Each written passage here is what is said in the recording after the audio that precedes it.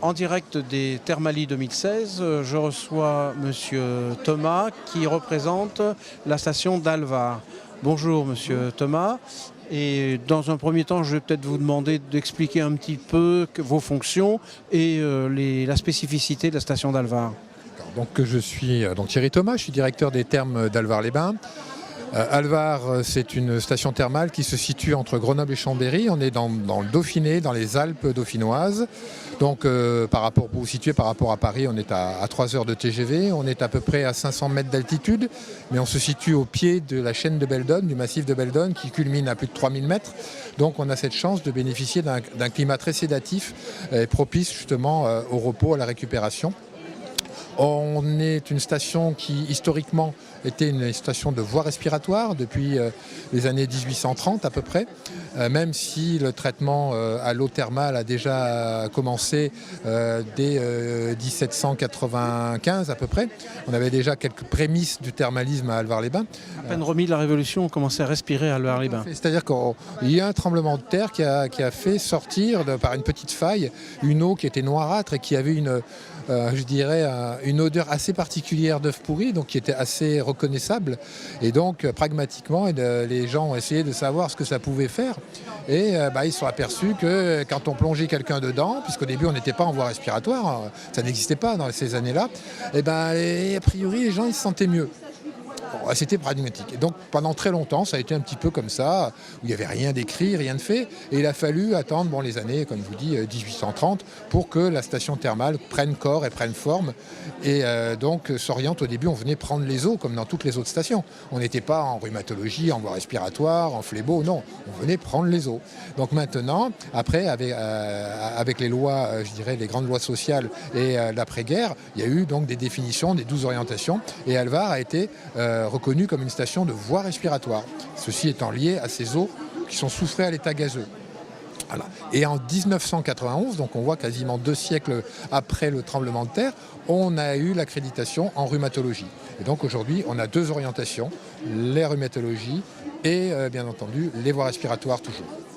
Les patients atteints de pathologies respiratoires n'ont peut-être pas vraiment changé.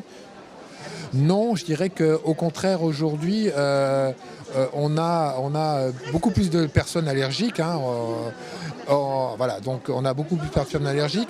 On a un petit peu moins de pathologies liées à des métiers spécifiques. Je parle des mineurs, puisque Alvar, qui était dans le Dauphiné, comme vous l'avez dit, est très, très lié au nord de la France et à l'est de la France. Parce que Alvar aussi, c'est le pays du fer. Donc il y avait un peu, si vous voulez, des relations entre les mineurs. Et donc on avait beaucoup de mineurs de l'Est et du Nord de la France qui venaient, malheureusement avec leur souffrance, se soigner à Alvar.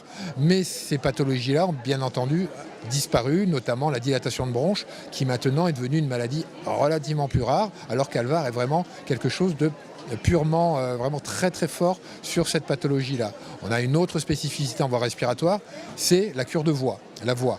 Puisqu'on a eu une période, on avait beaucoup d'hommes politiques, on a eu même la Scala de Milan qui est venue pour travailler la voix. Et on est en train de travailler aussi sur la remise en place d'une cure de voix. Donc la station des chanteurs et des hommes politiques. Ça pourrait. Ça pourrait.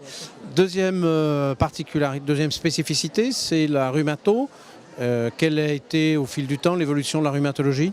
Donc, au fil du temps, la rhumatologie, c'est le traitement des rhumatismes. Je dirais que c'est une orientation un petit peu plus facile que les voies respiratoires, parce qu'on sait très bien qu'en rhumatologie, la guérison, elle n'existe pas vraiment. On a toujours, on peut soulager, mais il faut revenir, parce qu'une fois qu'on a commencé à avoir de l'arthrose, voilà, elle est là, elle est installée, donc il faut régulièrement. Donc, nous, on a travaillé, grâce à notre eau, toujours pareil, qui est soufrée à l'état gazeux, sur des pathologies assez spécifiques, et notamment autour de la fibromyalgie, qui est devenue une de nos orientations phares, même si l'orientation n'existe pas en tant qu'indication thérapeutique.